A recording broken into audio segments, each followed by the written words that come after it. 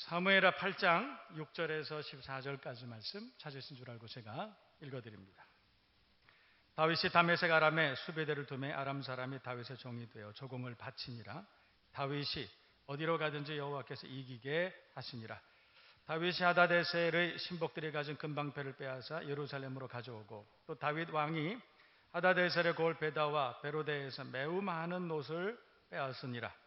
하맛 왕 도이가 다윗이 하다데셀의 온 군대를 쳐서 무찔렀다함을 듣고 도이가 그의 아들 요람을 보내 다윗 왕에게 문안하고 축복하게 하니 이는 하다데셀이 도이와 더불어 전쟁이 있던 터에 다윗이 하다데셀을 쳐서 무찌름이라. 요람이 은그릇과 금그릇과 놋그릇을 가지고 온지라. 다윗 왕이 그것도 여호와께 드리되 그가 정복한 모든 나라에서 얻은 은금 곧 아람과 모압과 암몬 자손과 블레셋 사람과 아말렉에게서 얻은 것들과 소바왕 르홉의 아들 하다데셀에게서 노략한 것과 같이 드리니라. 다윗이 소금 골짜기에서 에돔 사람 18,000명을 죽이고 돌아와서 명성을 떨치니라. 다윗이 에돔의 수비대를 두되 온 에돔의 수비대를 두니 에돔 사람이 다 다윗의 종이 되니라. 다윗이 어디로 가든지 여호와께서 이기게 하셨더라. 아멘. 오늘은 어디로 가든지 이기고 사는 비결이라는 제목으로 우리가 함께 은혜를 나눕니다. 이 말씀을 따라서 비결을 마음속에 잘 기억하는 여러분 될 수 있기를 축복합니다. 그리고 그렇게 살아갈 수 있기를 주님의 이름으로 축원합니다. 저는 예수 믿는 사람은 잘 살아야 된다고 생각합니다. 물론 잘 사는 것이 물질의 풍요만을 이야기하는 것은 결코 아닙니다. 그러나 여러분 범사에 잘 사는 여러분 될 수 있기를 주님의 이름으로 축복합니다. 왜냐하면 하나님께서 우리에게 너는 복의 근원이 될지라 명령하셨기 때문에 그래요. 그래서 예수 믿는 사람은 잘 살아야 되는 의무가 있습니다. 너는 블레싱이 되라 이렇게 말씀하셨어요. 너는 복의 시작이 되라. 너로 말미암아 모든 사람이 다 복을 받게 하라. 이게 명령이에요. 그래서 여러분 때문에 여러분들로 인해서 많은 사람들이 옳은 대로 돌아오는 예수 믿고 구원받고 그리고 복된 인생을 사는 은혜의 역사가 일어나기를 주님의 이름으로 축복합니다. 그리고 여러분 자신이 잘 살기를 바랍니다. 복을 받기를 바랍니다. 근데 진짜 복을 받는 것은 성경은 진짜 복을 받는 것, 우리가 세상을 살아가면서 풍요로운 인생을 사는 것, 그것을 세 가지로 구분해서 말씀합니다. 첫 번째는 진짜 복을 받는 거예요. 아멘을 안 하시네. 할렐루야. 여러분 복을 받을 수 있기를 바랍니다. 하나님이 여러분에게 복을 주시기를 원하시는데 그때 복을 받을 수 있는 저와 여러분 모두가 되어야 할 줄로 믿습니다. 두 번째는 누리는 복을 받아야 됩니다. 여러분 우리가 우리 주변에 보면 잘못된 지난날의 경험으로 인해서 복을 받기는 했지만 누리지 못하고 사는 사람들이 얼마나 많이 계신지 몰라요. 그래서 여러분 복을 받되 누릴 수 있는 복도 받으시기를 바랍니다. 그런데 거기에 끝나는 것이 아니고 다윗이 내 잔이 넘치나이다 한 것처럼 여러분에게 주신 하나님의 은혜 그 큰 복이 너무너무나 감사하고 풍성해서 그 복이 흘러 넘쳐 나가기를 바랍니다. 그러니까 진짜 복의 완성은 하나님께서 우리에게 주신 은혜와 복을 나누어 주는 것, 이게 복의 완성이에요. 할렐루야. 그래서 여러분 받기를 바랍니다. 눈치가 없어가지고 아멘을 못 하시는 거예요. 할렐루야. 받기를 바랍니다. 누릴 수 있기를 바라고 나누어 줄 수 있는 여러분 될 수 있기를 주님의 이름으로 축복합니다. 오늘 성경을 보면 다윗이 어디로 가든지 이기게 하시니라. 다윗이 어디로 가든지 여호와께서 이기게 하시니라. 중요한 것은 하나님께서 이 말이죠. 여러분 어디로 가든지 이겼다라고 그냥 끝나지 않고 여호와께서 이기게 하시니라 이 말이에요. 전쟁의 성패는 여호와 하나님께 있는 줄로 믿습니다. 우리의 행불행은 하나님의 손에 있는 줄로 믿습니다. 다윗이 어디로 가든지, 그러니까 우리 말로 하자면 다윗이 무엇을 하든지 먹든지 마시든지 무엇을 하든지 누구를 만나든지 어떤 회사를 가든지 어떤 직장을 가든지 어떤 사업을 하든지 이기게 하시니라, 형통케 하시니라, 잘 되게 하셨다, 이렇게 성경은 말씀합니다. 다윗과 같이 여러분 모두가 하나님께서 여러분에게 복을 주셔서 범사에 잘 되는 은혜와 복을 받는 저와 여러분 모두가 되실 수 있기를 주님의 이름으로 축복합니다. 오늘 저는 여러분들에게 하나님의 말씀을 전하는데 편안하게 우리 주변에 제가 경험한 이야기들을 간증같이 여러분들에게 전하고 함께 그 안에서 큰 교훈과 은혜를 경험할 수 있기를 바랍니다.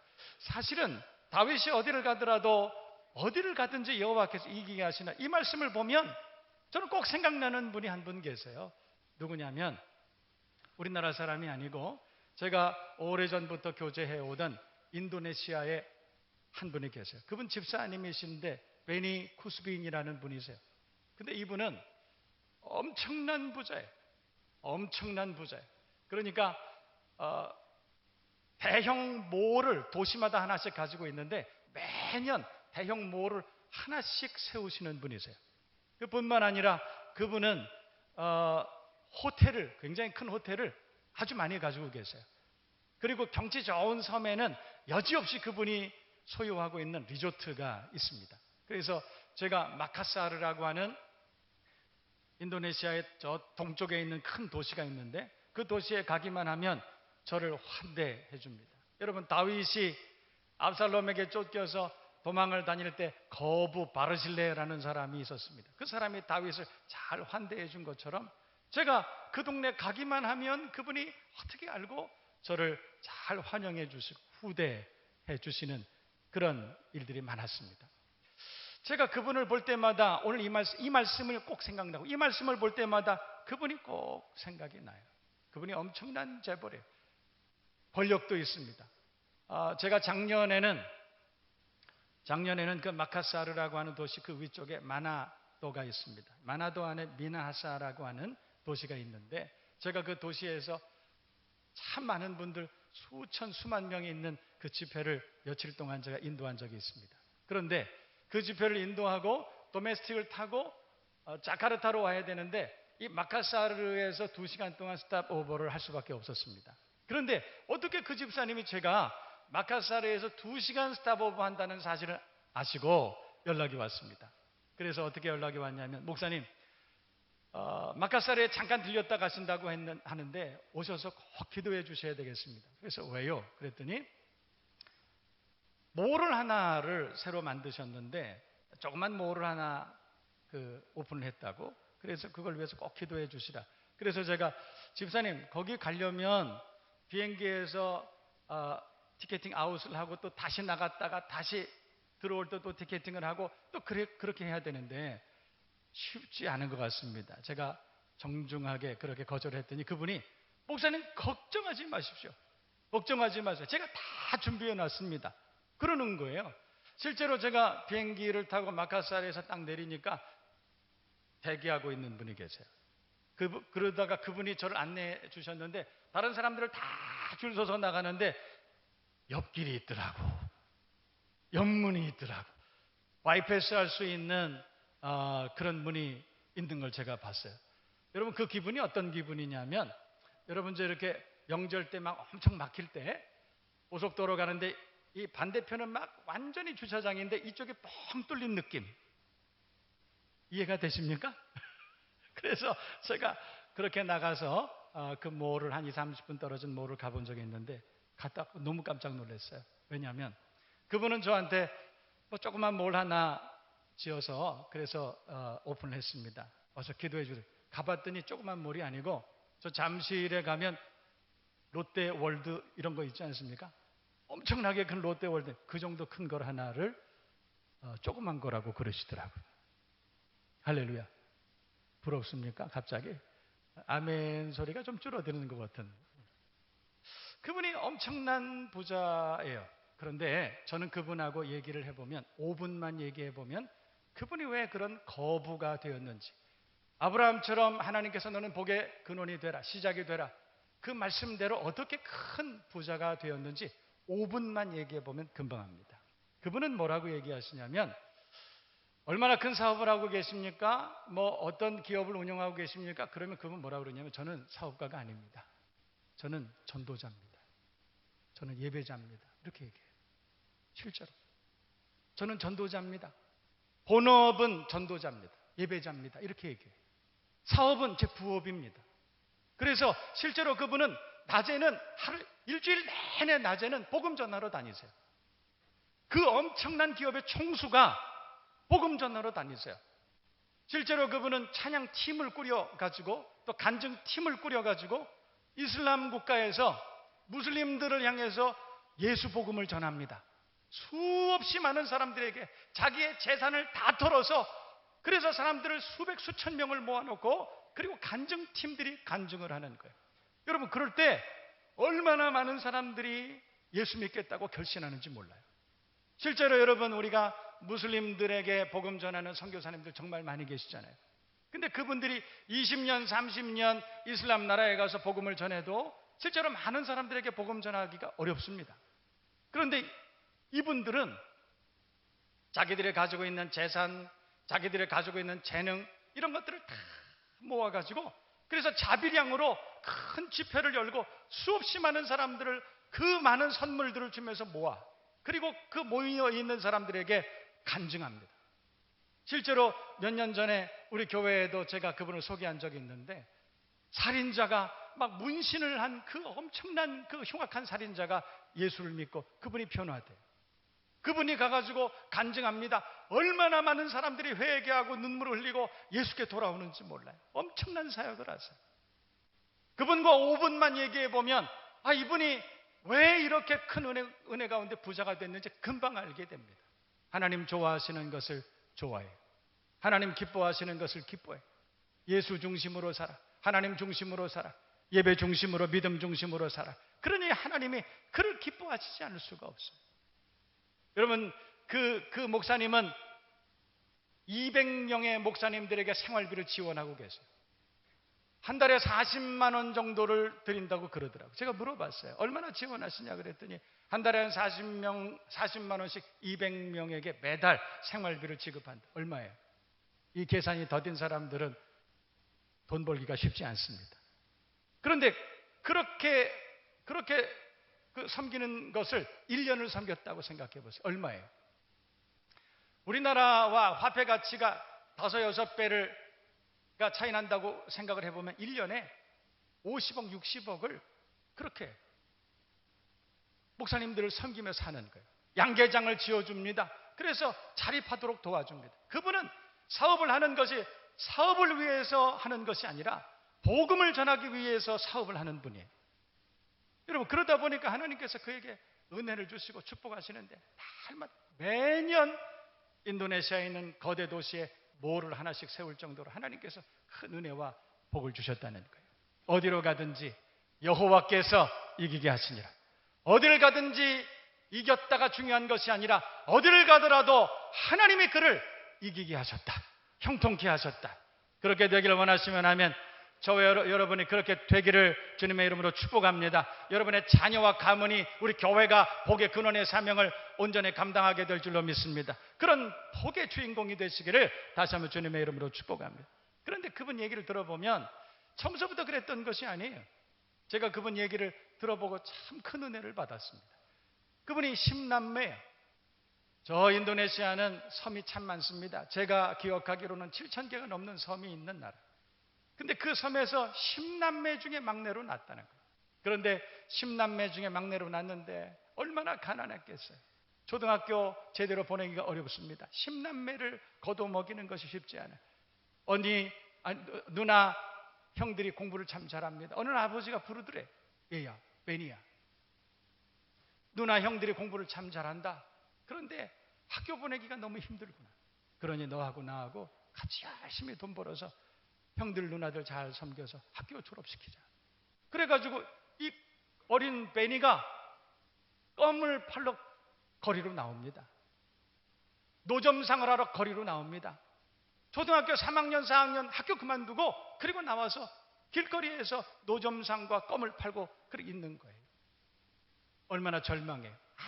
아무 소망이 없어. 그 가난한 나라에, 그 가난한 가정에, 그것도 10남매 막내로 나서 형과 누나들을 돕고 사는 거예요. 어느 날 길거리를 껌을 팔고 지나가는데, 여러분, 인도네시아가 오래전에 화란에 속한 식민지였습니다. 그래서 지금도 인도네시아에는 화란 선교사들이 많이 계세요. 그런데 이 화란 선교사 한 분이 지나가다가 너무 불쌍한 아이가 껌을 팔고 있으니까, 얘야 이리 오너라, 내가 그 껌 사줄게. 그래서 그 선교사님이 껌을 사주면서 그랬대. 너 집이 어디냐? 너 환경이 어떠니? 물어보더니 그 선교사님이 그러더래. 너 공부는 못해도 책을 꼭 읽어야 된다. 그러면서 내가 너한테 이걸 줄게. 성경책, 조그마한 성경책을 주면서 이 잠언을 날마다 읽고 외워라 그러더래. 이 잠언을 날마다 읽고 외우고 그렇게 해라. 그러면 하나님이 너한테 복을 주실 것이다. 어린 소년 베니가 그 조그만 성경 하나 받았습니다. 그리고 날마다 잠언을 읽는 거예요. 잠언 1장 1절에서부터 날마다 읽고 외우는 거예요. 어느 날 그분의 간증이에요. 그분이 잠언을 읽고 암송하고 그리고 어느 날 길을 걸어가는데 소년 베니에게 갑자기 큰 음성이 들리더라는 거예요. 어느 날 가는데 베니야, 내가 너와 함께 할 것이다. 내가 너를 도와줄게. 엄청나게 큰 음성이 들리더래. 깜짝 놀란 거예요. 소년 베니가 내가 너와 함께 할 것이다. 내가 너를 도와줄게. 어디서 그 음성이 들리지? 하나님이 하신 말씀이에요. 그때 살아계신 하나님을 경험했어요. 어린 베니가. 그런데 그분의 간증을 들어보면 그래. 그런데 문제는 그 뒤로 하나님이 한 번도 안 도와주셨대. 내가 너와 함께 할 것이다. 내가 너를 도와줄게. 분명히 자기는 그 음성을 들었는데 하나님이 한 번도 안 도와주셔요. 어려운 인생을 삽니다. 여전히 어렵습니다. 여전히 피곤합니다. 여전히 소망이 없습니다. 그렇게 세월이 5년이 지나고 10년이 지나고 20년이 지나요. 어느 날 30대 초반이 됐는데 그때에도 소망 없는 인생을 살며 길을 걸어가던 때인데 갑자기 어디선가 천둥 같은 소리가 들리더래요. 베니야, 내가 너와 함께 할 것이다. 내가 너를 도와줄게. 할렐루야. 그 음성을, 그 오래전에 들었던 그 음성을 다시 한번 듣게 된 거예요. 그때 얼마나 깜짝 놀랐는지. 주님이 살아계신 거예요. 함께 하시는 거예요. 다시 그 믿음을 점검한 것입니다. 그런데 그 집사님 말씀을 들어보면 그때부터 뭔가 잘 되기 시작하는데, 할렐루야, 할렐루야, 그렇게 되기를 바랍니다. 하여튼 하는 것마다 잘 되더라는 거예요. 제가 제일 처음에 그분 몰에 갔을 때 그걸 이해했어요. 왜냐? 몰이 백화점이에요. 우리가 그냥 말하는 그냥 몰이 아니고 엄청나게 큰 백화점인데 점포들이 수도 없이 늘어서 있고, 제가 물어봤어요.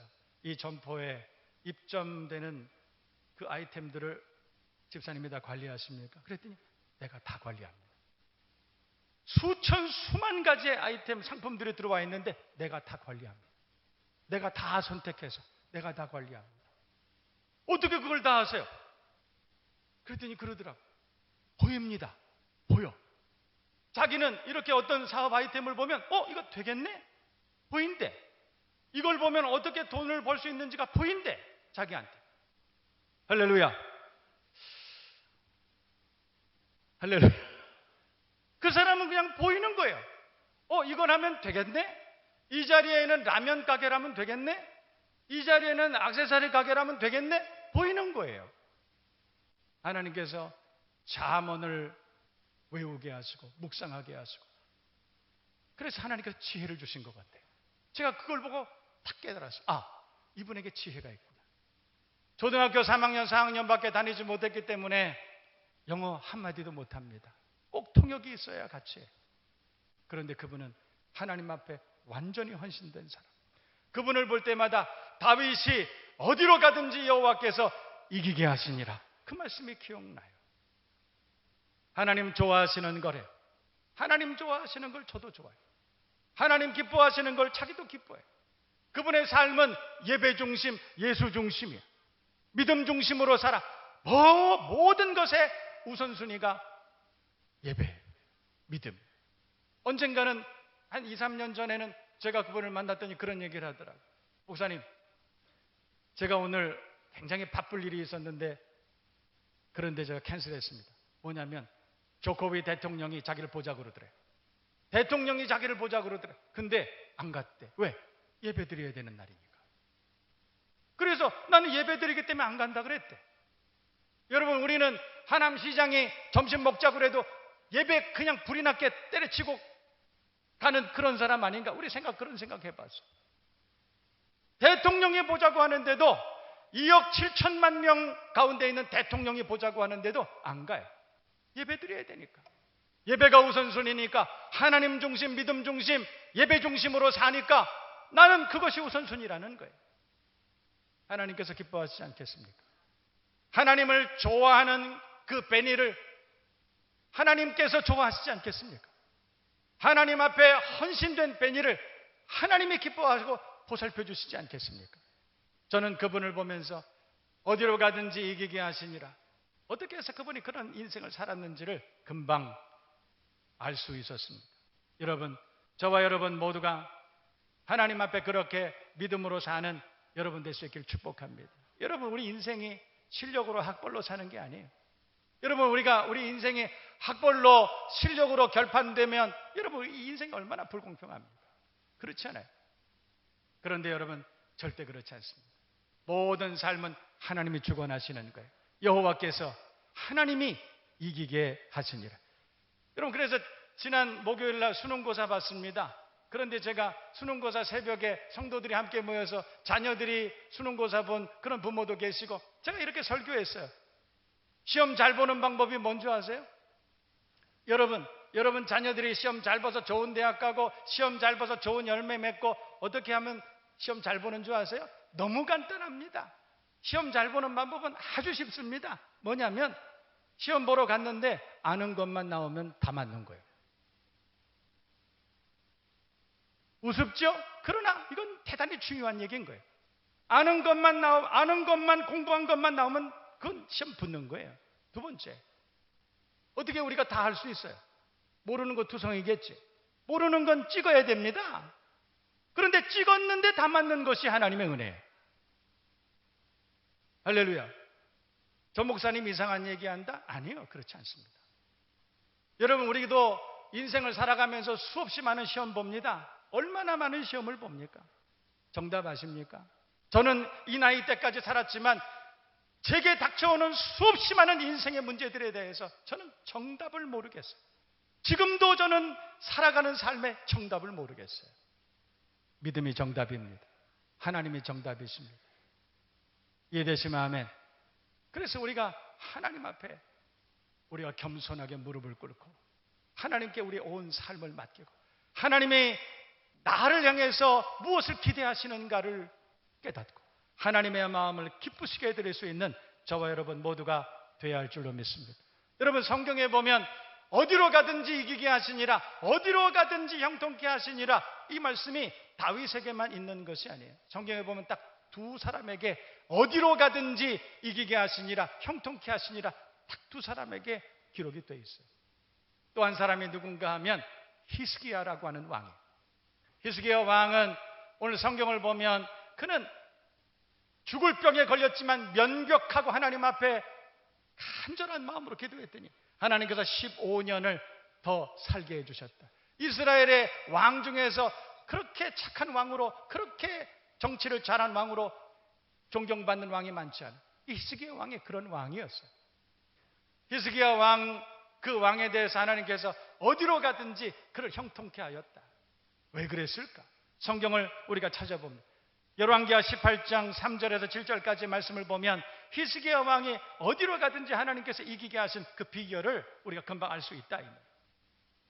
열왕기하 18장 3절 이하를 보면 히스기야가 그의 조상 다윗의 모든 행위와 같이 여호와께서 보시기에 정직하게 행했다. 뿐만 아니라 그가 여러 산당들을 제거하고 주상 깨뜨리고 아세라 목상 찍어내고 모세가 만들었던 놋뱀도 부숴버렸다. 하나님 좋아하시는 것, 하나님이 기대하시는 것을 이루어드린 그런 왕이었다는 것입니다. 5절 말씀을 보면 히스기야가 이스라엘 하나님 여호와를 의지하였는데 그의 전후 유다 여러 왕 중에 그런 사람이 없었다. 하나님을 의지했는데 이스라엘의 수많은 유다의 왕들 가운데서도 히스기야만큼 하나님을 의지한 사람이 없었다. 그 말은 히스기야만큼 믿음 좋은 왕이 없었다, 이런 뜻이에요. 하나님이 그래서 그를 축복하신 거예요. 6절 말씀 보세요. 곧 그가 여호와께 연합하여 그에게서 떠나지 아니하고 여호와께서 모세에게 명령하신 그 말씀을 지키고 살았다. 그렇게 살았더니 이 말이에요. 7절 보면 여호와께서 그와 함께 하심에 그가 어디로 가든지 어떻게 됐다고? 형통하였더라. 여호와께서 그와 함께 하시면 내가 너와 함께 할 것이다. 내가 널 도와줄게. 그렇게 말씀하셨다는 거예요. 하나님의 그와 함께 하심에 그가 어디로 가든지 형통하였더라. 저와 여러분 모두가 이런 은혜와 복을 받는 믿음의 사람들 되시기를 주님의 이름으로 축복합니다. 하나님 좋아하시는 일에 우선순위가 있었다는 거예요. 오늘 성경의 본문 보세요. 다윗도 하나님께서 어디로 가든지 이기게 하시니라 그랬다는 것입니다. 이유가 있습니다. 여러분, 우리가 예수 믿으면서도 너는 복의 근원이 될지라 복의 근원이 되라 명령하셨음에도 불구하고 우리가 복된 인생을 살지 못하는 데는 그 이유가 있다는 거예요. 반대로 우리가 복의 근원이 될지라 복된 인생을 사는 데에도 그 이유가 있다는 거예요. 오늘 성경에 보면 다윗은 사무엘하 7장 보세요. 7장 보면 5절과 27절 말씀이 있습니다.